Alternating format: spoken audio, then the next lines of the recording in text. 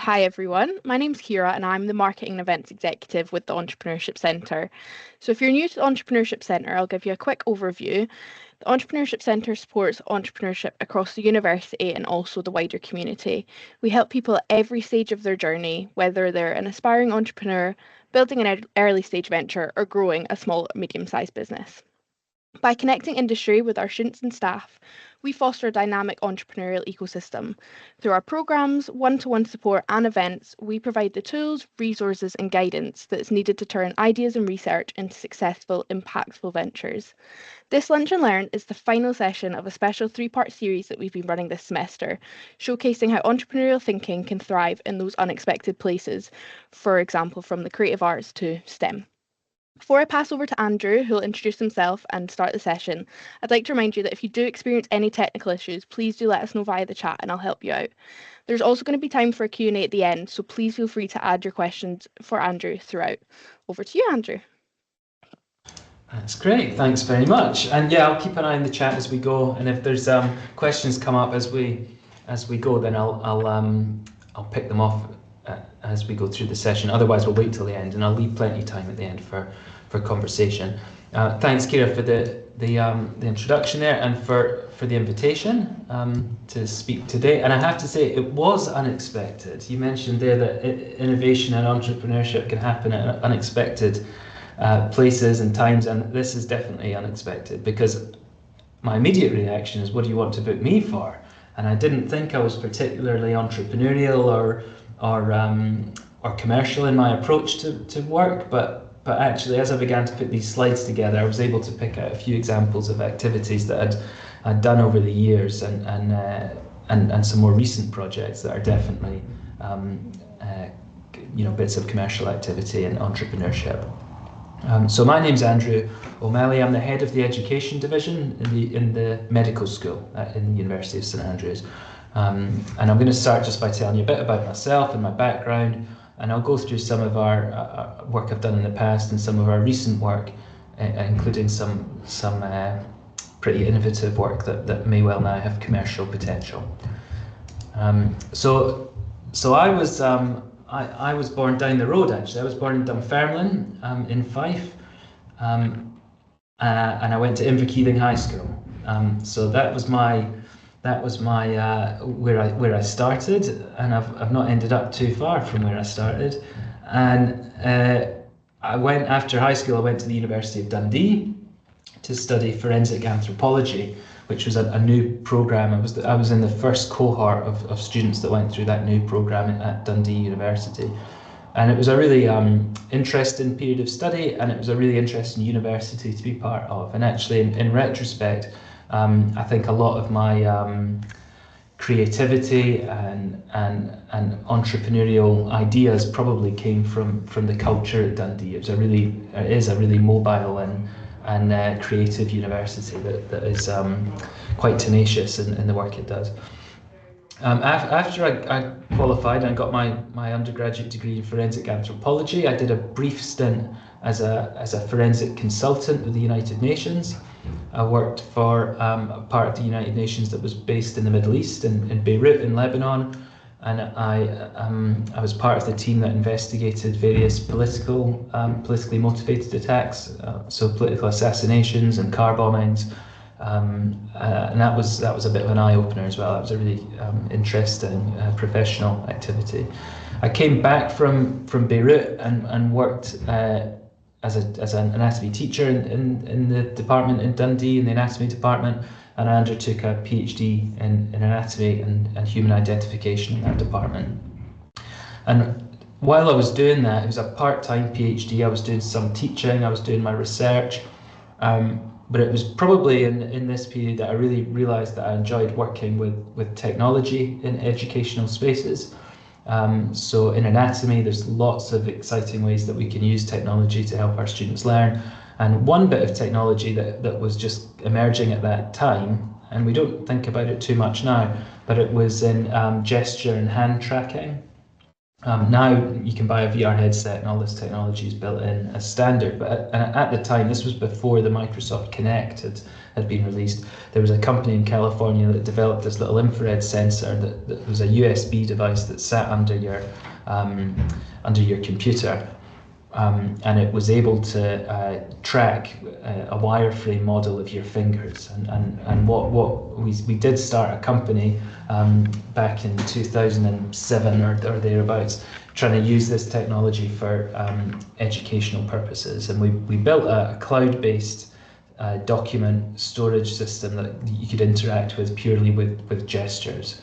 And the market that we identified was looking at anatomy, of course, because you don't want your dirty hands to be touching mice and keyboards and screens the whole time. But we also did some market validation in, mechanical areas and servicing areas, vehicles, oil and gas, food production. There was quite a lot of applications. And this was probably my first really conscious attempt, I think, at really trying to step out of the university environment and create new ideas and new technologies. We didn't know what we were doing, of course. We had no idea what we were doing. We didn't know about IP and what was protectable and unique about our technology. And ultimately, that didn't really go anywhere because I was offered a job really quite soon out of my PhD as a senior lecturer in the University of Southampton. Where I became the Deputy Director of the Anatomical Sciences department down there. And after a few years in Southampton, and that was a really interesting time as well, doing lots of international educational work and trying to generate revenue through the university through international recruitment. I ended up coming back to Fife, where it all began, back to St Andrews to put together our graduate entry medicine programme, and also to think about some research that I undertook, and I'll talk about that later. But yeah, as I said, going back through those stages in my undergrad and kind of dabbling in tech and business through my PhD, and then my research and scholarship as well in Southampton. And I didn't really pick this up at the time, but it's always been about technology and about using new technologies, new hardware, new software, applying them in different ways to get value out of them. And for me, it was always about educational value, but there was something fundamentally probably in there at that stage about trying to use technology to create valuable experiences. And I didn't probably realize that was potentially commercially valuable experience at that time, but it probably was in retrospect. So yeah, most of my research focused on, bringing iPads into histology labs, for example, or bringing gesture technology into anatomy dissection rooms and things like that. But when I came back to St Andrews, I was probably the second or third member of the team that signed up to put together our new graduate entry medicine programme in Scotland. You might have heard of this. It's called ScotGem.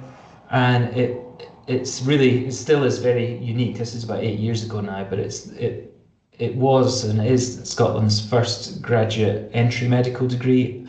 But it's particularly unusual, and it's relevant to this talk in that it's probably the UK's first mission-led medical degree, and it was designed by St Andrews and the University of Dundee for the Scottish Government, essentially the customer, to fill a market need. So in Scotland, we've got a really terrible shortage of recruitment and retention of doctors in rural areas. So again, just by chance, I ended up back here working on this project, thinking about market demand, actually, and how we use education to fill that demand.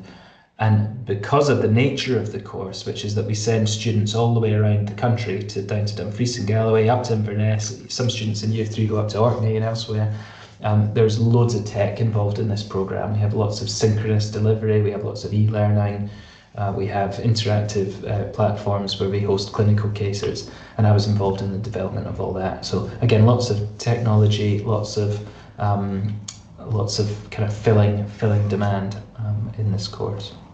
And it's open, by the way, if there's any students on the call who are interested in medicine, it's open to any 2-1 graduate or above in any discipline. So if you fancy medicine next, there's lots of information on our admissions pages.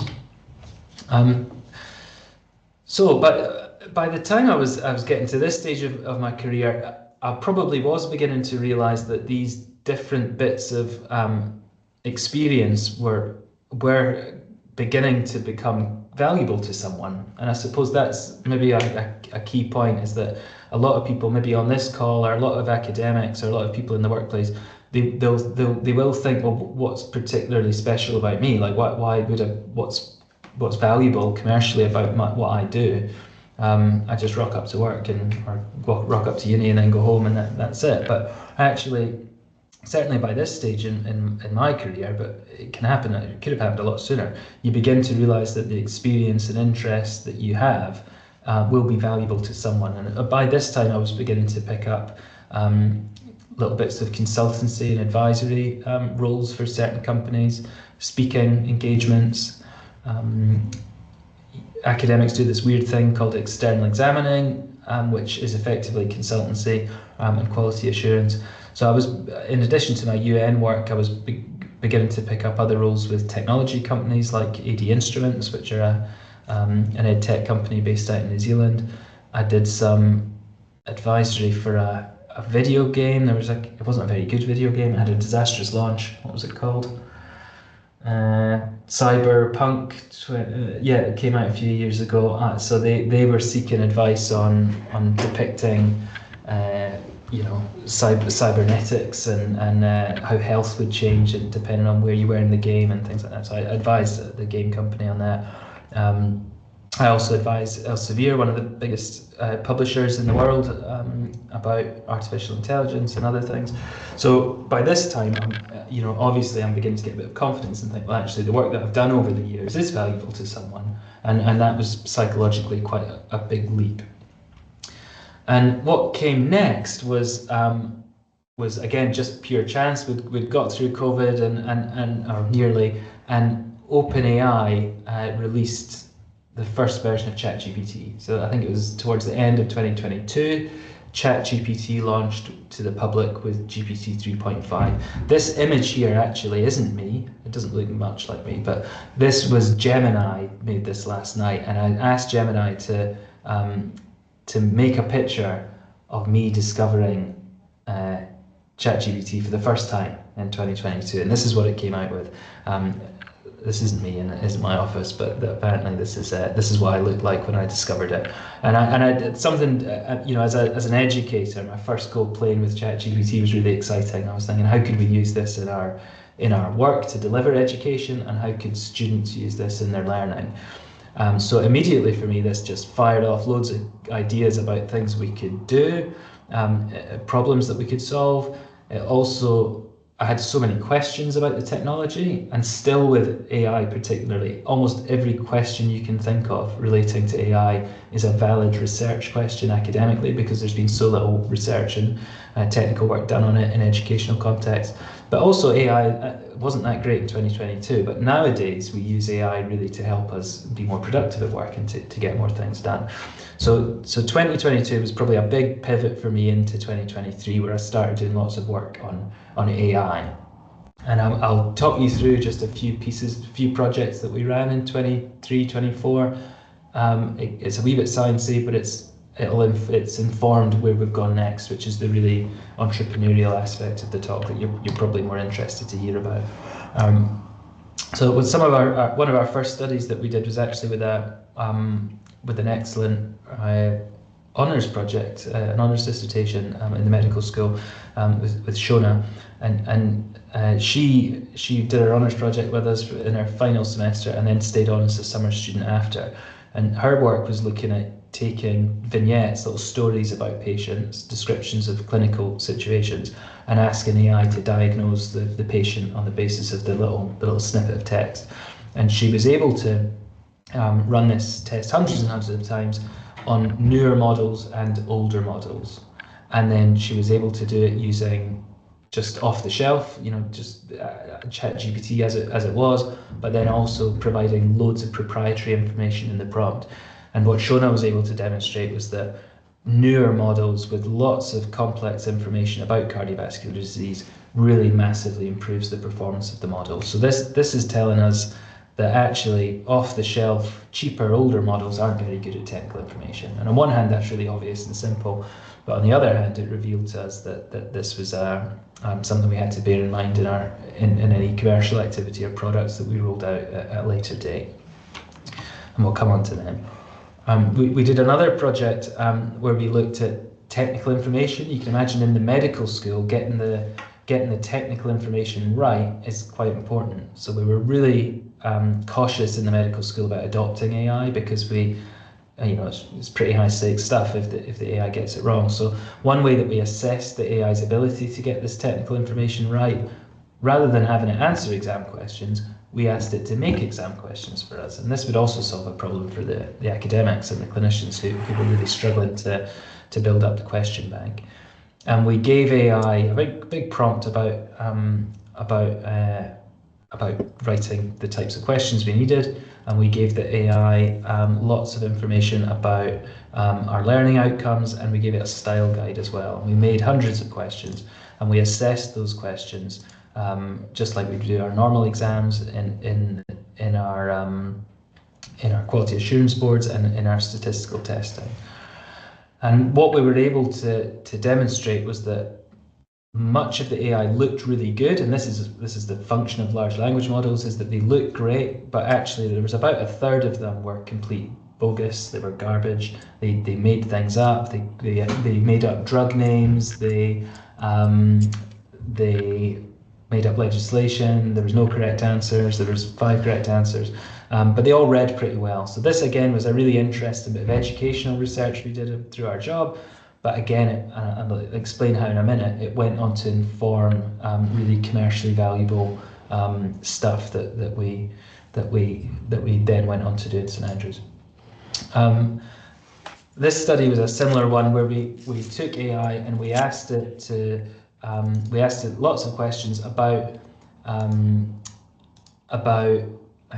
health situations. So depression scoring, anxiety scoring, alcohol consumption, social determinants of health. And we asked the AI these questions in isolation so that the AI couldn't tell that it was being evaluated. And we asked it again, lots of times, hundreds of times, where we gave it all the questions together so it could infer why we were asking. It could infer that there was an evaluation happening. And what we demonstrated, and others have demonstrated this in other studies, is that when the AI knows you're evaluating it for a particular purpose, it will give you a more desirable response. So it will appear to be less anxious or depressed or consume less alcohol in a health context. But in terms of the psychology generally, it will give more socially desirable answers. And again, this has been really useful academic work. When we've gone on to develop a real product using AI, we know that it won't always behave the same way in real life as it might when we're testing it in the lab. We've also done loads of work, and this is part of the value of being in a university and being entrepreneurial, is that you get to do work that a company just probably wouldn't prioritize. So this was a study that we did with Miriam. Miriam led this study as part of our master's project, and she generated hundreds of simulated patients and assessed them, like their demography, to see whether they were representative of society. And she found that actually they weren't. You were getting a really homogeneous sample back. They were mostly called John Smith or John. They were mostly men, therefore. And actually, when we ran the names and the combination of family names and given names through a statistical model based on the census, they were a really ethno-racially homogeneous group. They were very white. There was no representation of non-white people in this cohort at all. There were also very few people under, I think, 35 or something, very few people over 55. So we're really narrow representation through AI. And again, this has made our product better. And I'll talk about that in a minute. We found the same thing when we looked at skin tones. So this isn't just a text or a language model problem, this is an image problem.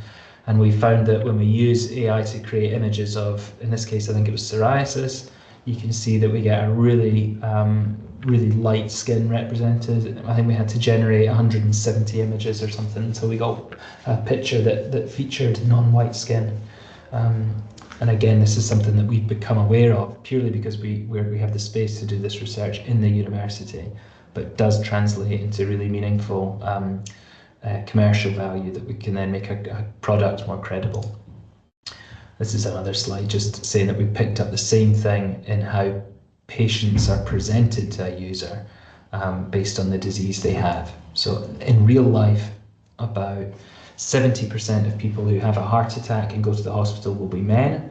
So if you ask AI to make you 100 patients having a heart attack, they'll all be men. It won't generate any women at all. And similarly, if you take something like multiple sclerosis, where 70% of MS patients will be women, and ask AI to make 100 MS patients, they'll all be women. You won't get any men. And again, this is really valuable technical work that goes on to inform a commercial product later, which I promise is coming. This is a similar study that this is the first one I showed you, but the finding of this one, when it was looking at causes of blindness, was that low and middle income diseases that were more common in low and middle income countries, the AI diagnosed them with much lesser accuracy than globally prevalent disease. And again, this is value that we can bake into a product. I'm coming on to our product soon, which is this AI-powered patient simulator. And this is I'll show you what it looks like in a second, but this is an example of a transcript from a very early prototype. Me and John Smith, of course it's John Smith, he's a middle-aged man, and John was having a heart attack, and this is me beginning to ask him about his chest pain and trying to understand what was happening. And this is part of our AI safety work, was that we were able to surface details of a consultation that we didn't actually add to the prompt. It wasn't part of the case. And the AI started to invent agitation and emotional responses. It began to add things like blood pressure and diabetes to our medical history that we didn't add. And also John began to say that he was really worried about death. He didn't want to leave his family behind, and he was really, really anxious about leaving his wife and kids. So, and again, this is the type of work that we can do in a university where we can really push the boundaries on AI safety research in context that we wouldn't have the space to do, or the money to do actually, in a startup commercially. So again, this is I think there's a question in the chat there about what did St Andrews Innovation do to help me commercialise, and I will come to that, but the very fact that we were based in a university allowed us to do this academic work that we wouldn't have done outside the university. So that's got us thinking now about future AI products and models, and how our product can potentially be used maliciously, perhaps to impersonate or manipulate or deceive someone. So that's all a bit doom and gloom. These are all the bad things about AI. But the reason I've put them in there is because they've got us to a place that when we set out to create a solution, a product, we're able to use all this intelligence and learning about the bad things to do with AI in making our product better than everyone else's, and giving us that competitive advantage. So we've produced this thing called SimPatient. I'll tell you about what it's for and what problem it solves. But in a nutshell, it's an AI-powered patient simulator. It helps the users, which are students, to practice their communication skills, and it helps customers, which is the medical school, to scale their operation, to increase their student numbers. So I lead the team that produces this product. I think Murad's on the call today. I think I saw him join. He's our principal developer and has done great, really excellent work on the technical end of pulling various different AI technologies together. I'm not sure if we've got Sandhya on the call, but Dr. Dougall's a lecturer in medical sociology in the medical school and focuses on our communication skills. And we also have Xining, who's on annual leave this week, I think, who's Dr. Wang is an expert in evaluating technology-enhanced learning. So again, you can see this is quite an academic team, an entrepreneurial team, and a technical team. But we've built a team that really will fundamentally build the technology and the product and test it to a high standard. And all of this testing and academic work gives our customers confidence in the product, and is effectively a huge marketing plus for us to say that we've done the groundwork. I've put some other people in here. NES are the big NHS Education for Scotland are really excited about this technology and have worked with us to provide data. And I'll talk about that in a minute and why a university is a great place to work with data. The medical school has excellent learning technology people inside the university who have helped us at very low cost or no cost. And again, more broadly in the university, we have really smart people that we can work with from across the piece. And SI have been really, St Andrews Innovation have been extremely helpful at plugging us into opportunities, advising us, even just having them as a sounding board to bounce ideas off. Keith and Cass have been really, really very helpful, and connections as well. So this isn't, I've been talking for half an hour, but this isn't just me. There's a big team that's worked on this. So the problem then in relation to our in relation to our work as medical educators is that in the UK, at least the UK government plans to double the number of medical students by the 2030s. And this is an issue that we're having internationally as people get older and people have more complex diseases. There's more need for doctors. And people are struggling to retain doctors. Doctors work less than full time now. So there's a big demand for new doctors. But universities are really struggling because training capacity is not rising with numbers, it's not keeping pace. Universities are also struggling because they're broke and they do not have the money to employ actors, which is how we do it at the moment, to come in to deliver all this new teaching that's required. So we have the problem now as educators, as medical schools, how do I train more new doctors with no new money and no clinical capacity? And in medicine particularly, the big challenge is that much of this learning really has to happen out in the hospital or out in the GP practice, and there's not an increasing service out there. The actors that we would normally use are actually limited as well. It's really hard to recruit the actors, they're quite expensive, they only know what they know, they're not very diverse, they get tired as the day goes on, they need a biscuit and a cup of tea. And actually across the country we're finding that educational activities that happen in rural places or further away from cities are struggling to scale more than others. So we have an equity gap opening up nationally as well. So we built this product, this AI-powered patient simulator that we think will help medical schools to scale their business and to help medical students practice their skills. So I've got a little video here, just a minute or two, that demos the product. I'll just play it now. Can you hear that okay? Several medical programs that train doctors for a wide range of practice settings. A key part of these programs is developing students' ability to communicate effectively with patients. But across the UK, medical school places will double by 2031, while placement capacity and trained role-play actors remain static. This challenge is faced by every medical school. To address this challenge, my team has developed a patient simulator. It's an AI-powered platform that allows students to rehearse full consultations in 3 formats. Good morning, it's nice to meet you. Can you tell me a little bit about why you've come to see me today? Hello doctor, thank you for seeing me. I've been having these really bad headaches. Okay, and do you have a family history of migraines? Yes, actually. My mother gets migraines too, especially during stressful times. I guess it's been passed down. It's just I thought I could manage without them, but here we are. After each session, students receive instant, structured feedback on 5 domains of communication, from opening the consultation to closing it, mapped to the Calgary-Cambridge framework and the UK medical licensing assessment. Underpinning this is our patient generator, which contains a diversity engine to ensure that patients appropriately represent groups that are often underrepresented in medical training, varying by age, ethnicity, accent, literacy level, and socioeconomic context. This not only improves representation, but strengthens students' ability to practice culturally competent care. For me, the innovation isn't just in the AI models, it's in applying them to solve a systemic training capacity problem while keeping pedagogy and diversity at the heart of the design. We've gone from concept to fully functional simulator in under a year, and our students are already seeing the benefits.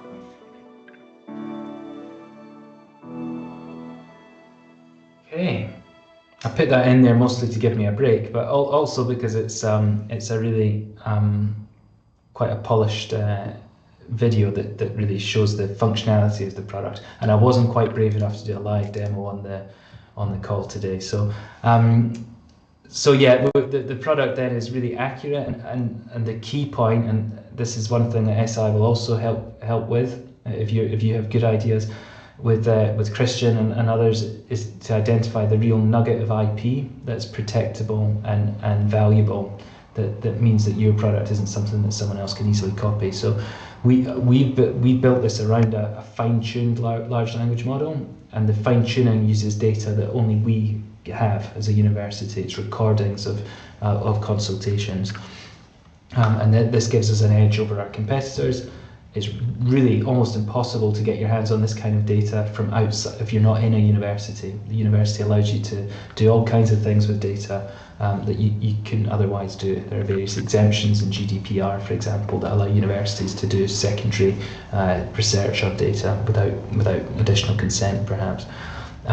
So this has been a real useful part of being in the university, taking advice from SI, and giving us an edge. It's also, the product is great in that it works all the way up to video, and maybe one day with VR or XR. We mentioned that we have, from our academic research, we've been able to build in diversity into the product, and because we can use as something that will hopefully spin out soon, we can use commercial servers that allow us to spin up hundreds of cases and interactions simultaneously, or just one or two. And the cost of AI is obviously, with all the on costs, is cheaper than bringing one of those actors in. So that's the offer. The educators love it because we have a pre-made case library that we've mapped to some GMC requirements, the medical regulator. But again, the educators love the idea of having a case builder, so they can make this product fit their existing teaching. We don't force them to use our content, which is a problem with a lot of other e-learning providers. Soon we'll have a case generator in there as well that will produce a random, diverse and representative cohort of patients for more senior medical students to use, and every student gets instant and individualised feedback. There are others out there. The competition currently, the ubiquitous competition, is human actors that are paid to come in, and they're really difficult to work with. I mean, they're great, but they are difficult to scale. I've talked about them before, but there are also a couple of other tech companies that are producing interesting solutions, but they're either retrofitting existing technology, or they just don't have the academic underpinnings and data access that we do. And again, we've been able to leverage our position within a university to achieve that. So we're better because our product is simple and adaptable, and it's really evidence-based. We've done some work on establishing the educational benefits. Again, this is something we can do as a medical school, as a university. We can test how this technology positively impacts our students. That then becomes marketing and evidence to go to our customers with. And we're seeing that students who use SimPatient will see bigger improvements in certain areas of learning than ones who don't. So we're really happy with it, and it's being used by 700 students now in St Andrews. Here's some snaps of students using the audio version down here and a video version. Our students are now able to take this technology home and do it in their rooms, or do it somewhere else in the library. We've got pilots under development in Switzerland, Germany, Northern Ireland, Taiwan, to establish our global market potential here. And we've yet to to actually land our first invoice, but we are getting validated internally with the positive feedback we're getting from our students and educators, and we're also starting to pick up recognition nationally from business communities as well, like the Converge Challenge, which we won an award a couple of months ago. Another really positive part of being in the university, in the medical school doing this work, is that the university is really, really well connected with partner organisations and other strategic partners. For the medical school, for us it's going to be working with NES, is going to be our next big data value unlock. But you know, there are many others, and you know, global partners that we can work with. And I don't want to labour the point, but the challenges associated with AI all inform the product development. And again, this is something that we'll be able to do because we're in the uni.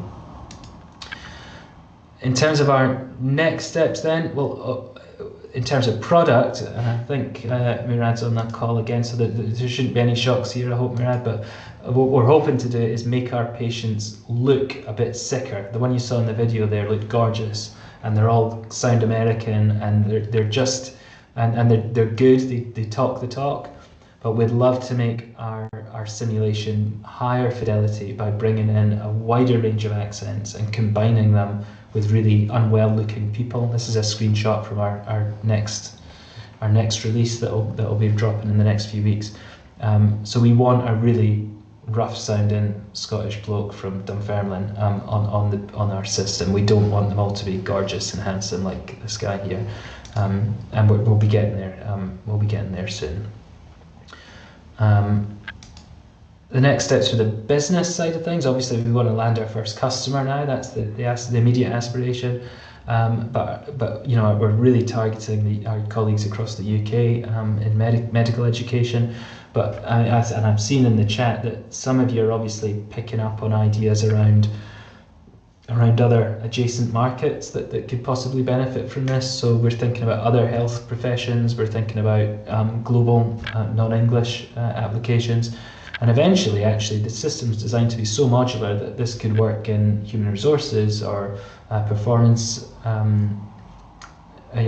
management conversations, difficult HR conversations, customer service training, law and policing, executive education, boardroom simulations. We can start to do all that with the product with really quite minor modifications. And actually, when we started on this project, that we were thinking huge, big, but SI have been great at trying to crop down our focus and focus on our beachhead market. So the advice that we've been getting has been really good.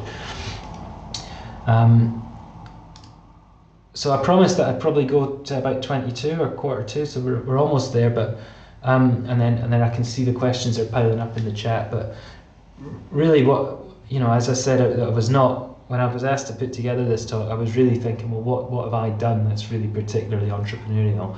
And actually, as I began to look back, I reckon I can go right back to when I was an undergraduate and actually see signs of, you know, an interest in technology, an interest in learning and ed tech. You know, bits of consultancy, bits of external work, having a go at starting a company, and actually it's been this journey to get to this product that we have now, and we're hopeful that we'll spin it out in the next year and start making some money on it. But I really think that the actual ecosystem, particularly in St Andrews, and I see there's a question in the chat there about Dundee. St Andrews is great, but as a region, you know, Dundee, Abertay and St Andrews together, we've got a really creative hub. We've got really smart people all around. It's a great place to be creative and innovative. The university is really well connected. The university also offers you a bit of relative safety. If you are risk averse, you can do academic work and then ease into entrepreneurial work. And the university is great with obviously generating IP in a controlled way. I think as well, I've always been entrepreneurial, and I think you can be, you know, you maybe just not started the business yet or taken the plunge yet, but you know, these entrepreneurial traits can be done in your context, through your educational work, through consultancy, or through development of a product in a standalone business. And for me, it's been AI. And actually, I bet there's, I mean, I have tons of ideas for AI, but we just don't have time to do them all. So the potential for AI for us to unlock productivity in what we do, but also develop solutions for problems is huge. And actually, I suspect we're just on the brink of something pretty massive there. Cool. So I mean, that's what I've prepared for my slides. We've probably got a good 15 minutes to chat and answer some questions, and there might even still be time for a cup of tea before lectures at 2 o'clock or meetings at 2 o'clock, whatever you've got next. Okay, I think I've stopped sharing, and you should be able to see me. Kira, what's the best way to do this? Will I just go scroll back up the chat box and just work my way down? Yeah, definitely, just whatever suits you best, but Sounds that good. works. Cool. And then if you want, guys, you're welcome to put your cameras on and ask your question if you'd prefer. Otherwise, I'm happy to read it. Arthur, you got a couple of questions in first. Do you want to ask them? Are you happy for me to read them? Depends where you are. If you're in the library, it's maybe not the best. I don't know if Arthur's still on the call. Yeah. So Arthur, you'd asked how much help do we get from the business school and from SI to commercialise? How do we divide time? So Andrew, yeah. Sorry, it's Arthur here. I've just switched off my mute. That's okay. Yeah. Just to explain the background, so I'm a St Andrews graduate, but a very long time ago.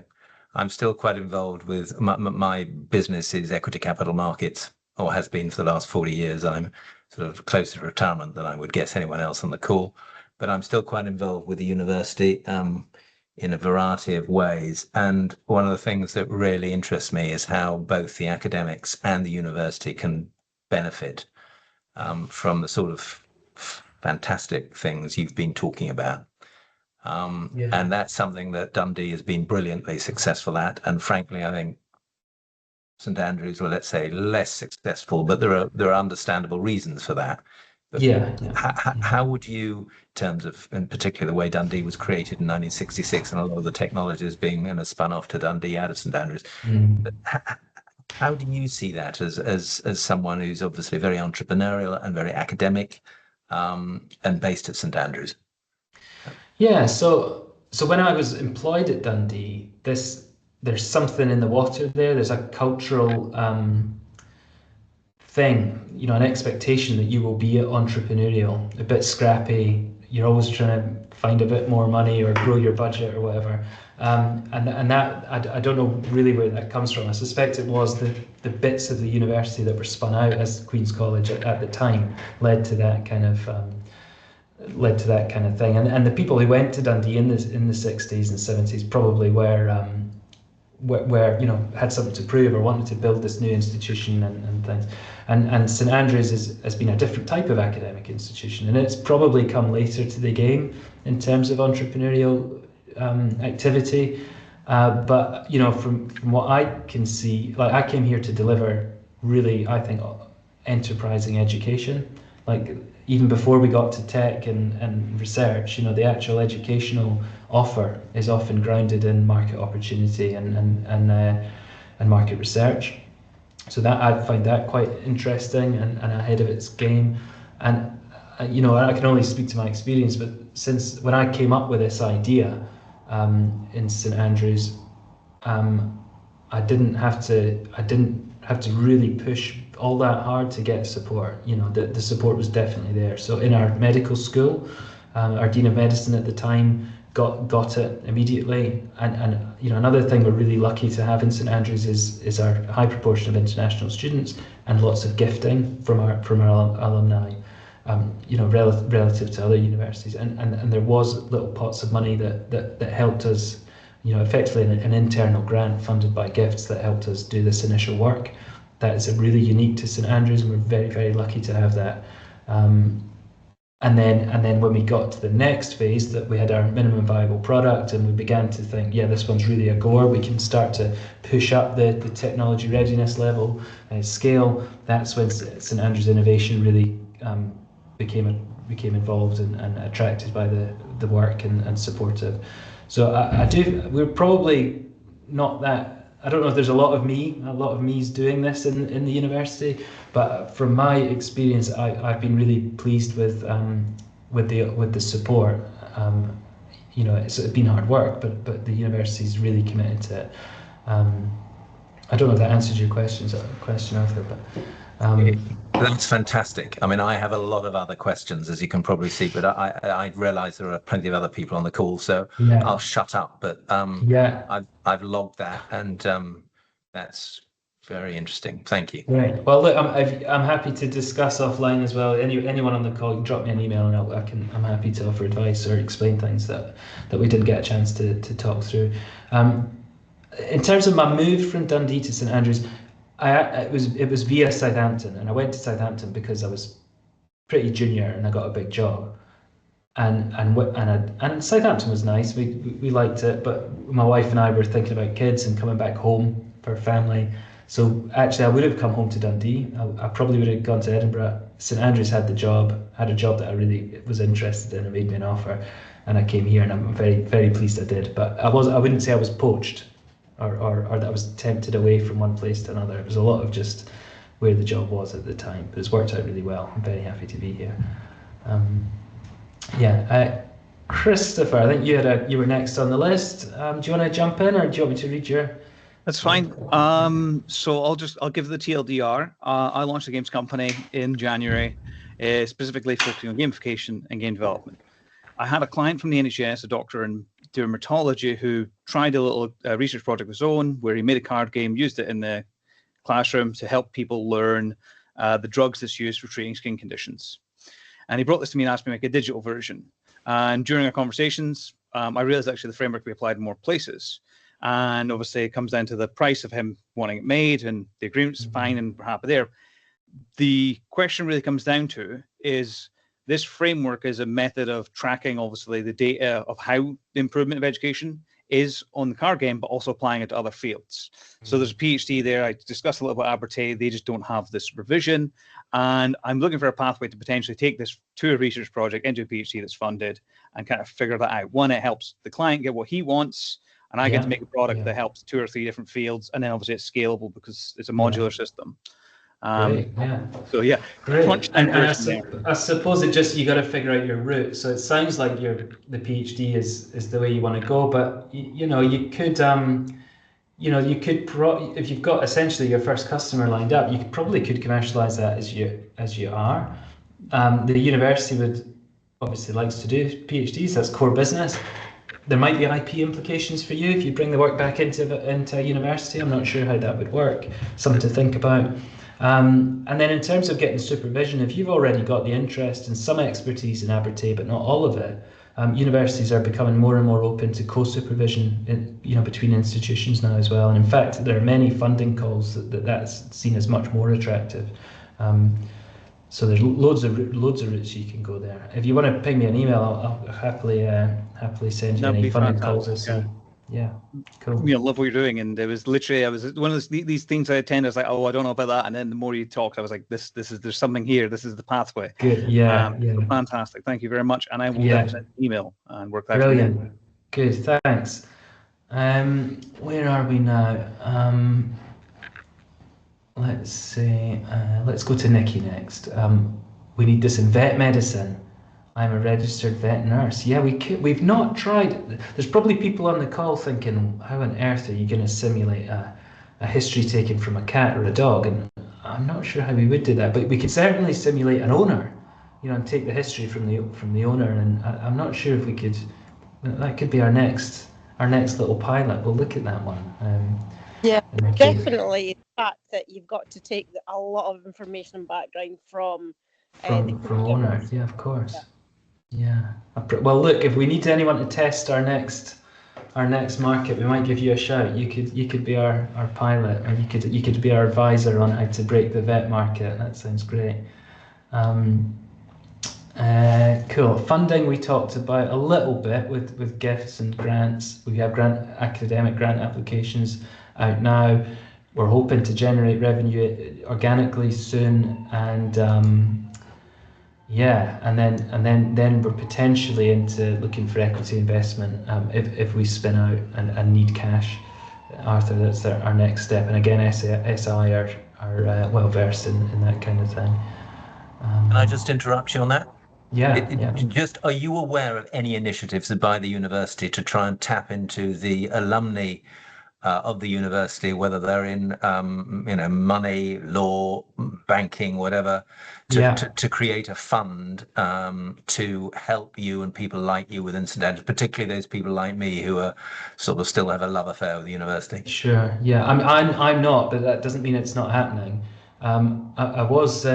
We will be featured in the next, is it Chronicle, I think, the alumni facing publication, but that's obviously quite a generic and broad readership.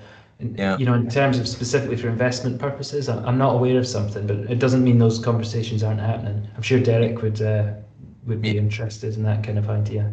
Yeah, I mean, I know certainly some people are hoping it might happen. I mean, the hope and getting the hope into the, the regulation process you have to go through. But sure, it's something that is great and potentially very interesting. Yeah. Yeah. The other bit of funding that the university have made available internally is their innovation fellowships. So there's a rolling call for internal funding that effectively buys people like me out of their teaching responsibilities or other research responsibilities to work basically full time on their innovation with the intention of it becoming a spin out candidate by the end of the fellowship. So there's lots of quite novel approaches in St Andrews that are coming online. There's definite movement there. Sorry, one other thing. Do you find as part of that this very difficult nexus between the ownership of the IP and the university? I think as a standard will own the IP, but how do you judge that when you're really looking to create an XSNCO or whatever it happens to be? Yeah, and there's a tension there, but it's not insurmountable, and it's not like other people haven't cracked it. There is a policy that we have, our IP policy, that does define, what the equity share might be between the inventor and the university, or if the technology is licensed, what's the revenue share, and how does that break down as it scales, and there's all this stuff, but it's all almost like guidelines.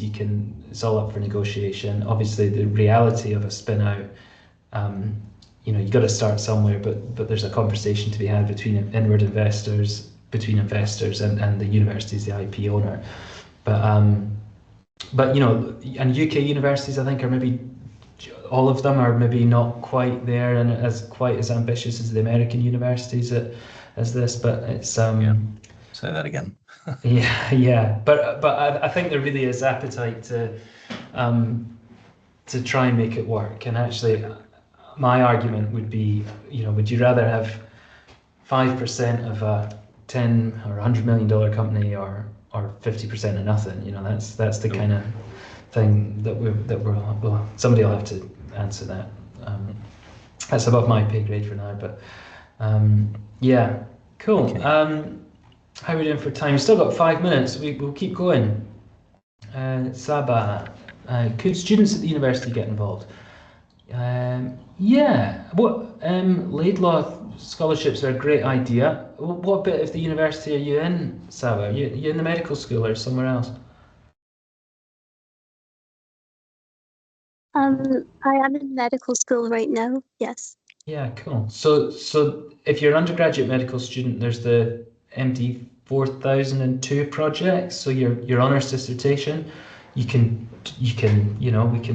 see if there's a little research project you can do there. If you're in second year, there might be summer projects that you can pick up, little discrete bits of work you can do in between. I met with a lot of our MSc entrepreneurship students a couple of weeks ago. They've got a project module. I'm currently supervising a student in computer science as well, doing AI educational simulation. So there's there are lots of opportunities for students to get involved, and there's often little discrete bits of work that we can pick up. But think about your honours project, Sab. I'm not sure what year you're in, but if you drop me an email, we can maybe think about how you can get started. There might be some options for you. I'm currently in first year, but I'll definitely email you after this. Great. Sounds good. Good. Who else have we got? Andrew, online postgrad digital art history. Cool. Do you want to jump in, Andrew?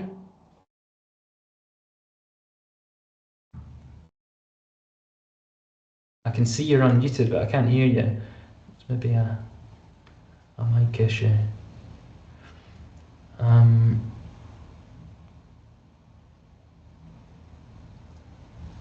Yeah, so can the AI help in this particular context with well, I'm not sure, because actually we've been pretty, we're not risk averse, but using an AI product for the provision of healthcare creates all kinds of indemnity issues and liability issues that we don't at this stage have the appetite to pick off. There is a potential project in Africa that we're looking at, that can the AI be used to train, lab workers or other healthcare professionals. So that's something that we could look at if it's a training, or if you're simulating another healthcare professional for educational purposes. That's what we could do. But for delivery of healthcare, it's maybe just a step beyond what we have the appetite for. But others I'm sure would go for it. There's lots of potential for AI to deliver things like this. IP, I think we've covered roughly. There's a policy. Ira's asking about my UN work. I think I tell you what, when I went I was the youngest person employed on that UN mission when I went. And I felt young. It was a real eye-opening experience. It was extremely multicultural. It was, I think, in retrospect, quite dangerous. So it probably did make me it definitely broadened my horizons and made me more creative and aware of stuff that I just hadn't considered as an undergraduate living in Dundee. The UN stuff was really interesting. And I definitely came back with tons more ideas and perspectives than I had before I went. And actually, I didn't really think about it at the time, but it probably was my first consultancy gig, actually, straight out of uni. And it's... I don't know if I would do it again now with young children. Maybe when I retire, I might do another one. But yeah, it was good fun. Amazing. Sorry, I just wanted to pop in there and say thank you so much, because it's been such an interesting talk. What drew you towards the UN in the first place? Because you did forensic consultancy, is that right? Yeah. So my undergrad was in forensic anthropology. So I suppose I got to the end of my undergrad and I was kind of hanging around the department doing some anatomy teaching. But really what you're trained in is the actual forensic work and going into, or potentially working with the police either in the UK or going into some pretty inhospitable places internationally to answer some big questions. So I felt like it was kind of just what I trained for, actually. It didn't seem like a big jump. It was just great. It was like getting a job out of uni, and that was it. It was more, I used to work in a garden centre. And I used to work in Blockbuster Video, and I used to work in an Italian restaurant, all at the same time. So going to the UN to work in Beirut in 40-degree shipping containers, getting shot at and stuff, it was easy peasy compared to that. Yeah. Amazing. Also, I searched up that video game that you were working on, Cyberpunk. It looks absolutely incredible. No idea why that. I mean, I didn't do a lot on it. I certainly didn't do any of the graphics or anything like that, but it had a really bumpy launch, I think, that video game, Cyberpunk. During COVID. Yeah. But I think it's good. I think we've smoothed it out. I might try and pick up a copy and have a look. Great. Good. Thanks, Kirsty, for your feedback there. I'll put my email in the chat, actually. And if anyone wants any other advice or put in touch with anyone, then just drop me an email. But I think we'll pause there. I'm supposed to be chairing a meeting 1 minute ago for our assessments for ScotGem, so I better head off. Yeah. Well, I'd just like to say thank you. Kima, yeah, thanks for joining, Andrew, and thanks everyone else for jumping on. I'll send out an email this afternoon, and I can include Andrew's email on there for contact as well, and the Entrepreneurship Centre details. So no worries if you've not managed to catch the email here. But thank you so much for all joining, and I hope you have a good afternoon.